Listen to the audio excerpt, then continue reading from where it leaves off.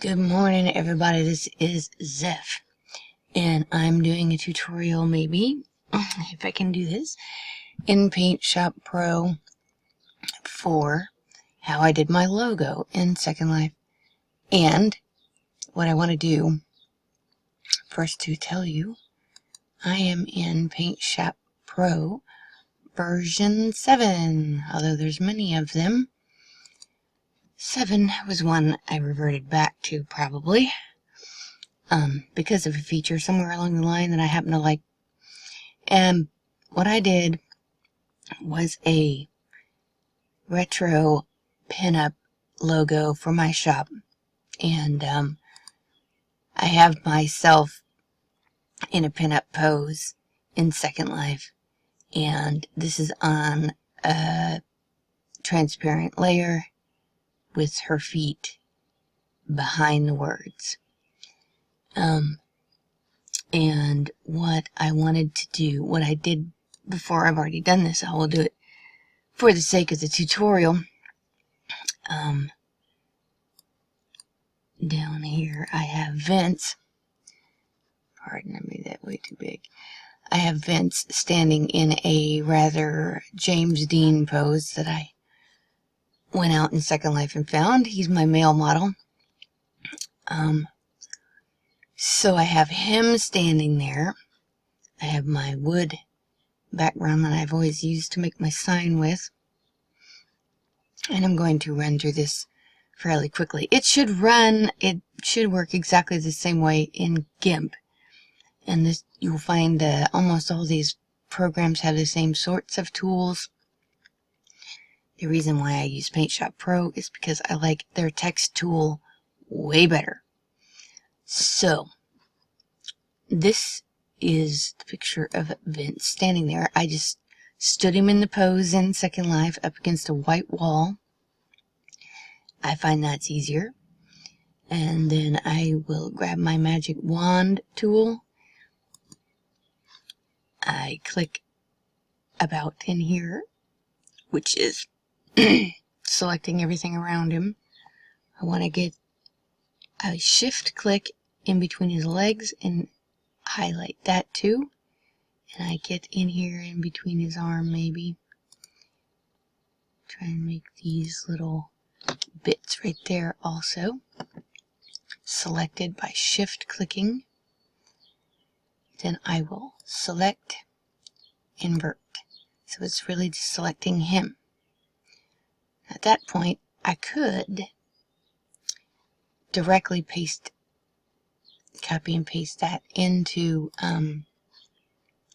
onto the wooden background, but just for the sake of showing you how I do something else, I usually say copy and then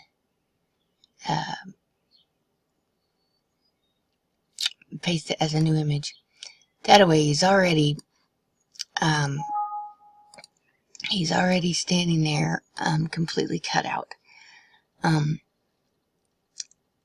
I need to resize it, is why I didn't want to slam that directly onto my thing. I don't have my words on here yet anyway. So here's my wooden texture. And I'm going to show you how the text tool works over here. You don't want the word demo, that was for some clothing I made. So I said, really, Rockabilly was the name of my shop. The new name of my shop used to be Zeph's Rockabilly Bazaar. So now I'm going to put the words out here. Oops. I'm going to do a gradient, which is one of the features I liked about this. It was here. It happens to be this little gradient tool on here. So I've got my stroke color being black and my fill color being red. And then I grab this gradient tool, which fades it from red to black. And I will put it here. Kind of resize it. It's going to turn out different than my original. It's definitely going to turn out different than my original. He needed a lot more room to stand. So, knowing this fact in advance, I think I'm going to leave it selected. And go, I guess not. The layer tool is very different in Paint Shop Pro. It pops up and it hides itself, which is kind of, I think, a pain in the butt. I'm converting it to a raster layer. And then I'm going to magic wand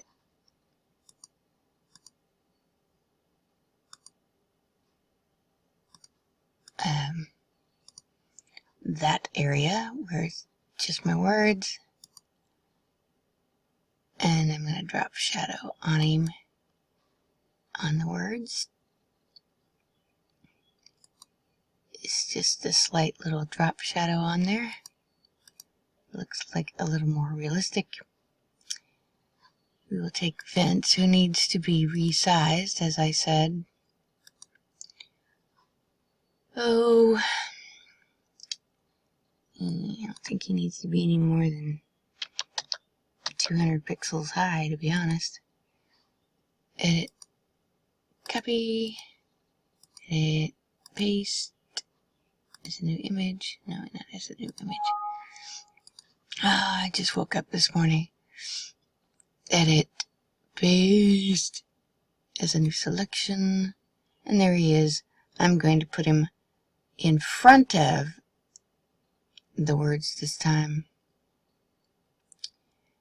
rather than behind it, as he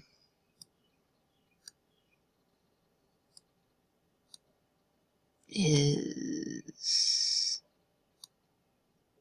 leaning against something, not rather than hanging out behind it.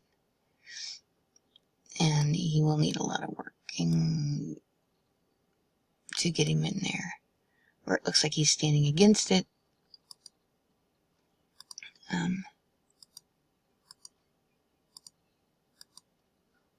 Something of that nature is about how it turned out last time. Probably a little better than that.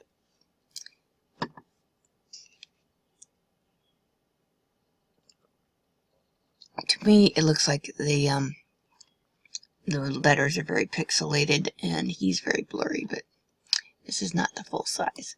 That's about full size. That's 1 by 1. That means this is how big it is. A little less blurry when you don't blow it up. Then, as a whole, I've put him on the same layer as my words. I would probably put him on a different layer entirely. Then you will go Image, 3D Effect, Buttonize, which should buttonize the whole sign. Put a little bevel on there. It puts a bevel around the edge. And that's pretty much how I did my shop logo for the men's side of the shop. Just an idea. I thought I had seen this particular use of a pinup girl on some words. It was like a pinup girl on top of a rockabilly band's name, and I thought that was just really neat. So I did my own self in Second Life and Vince, and done them on words where they're sitting around on words or leaning against them or whatever. That's where I got the idea anyway. So that's a small tutorial on how I did that. Hope it helps somebody or inspires you or gives you an idea.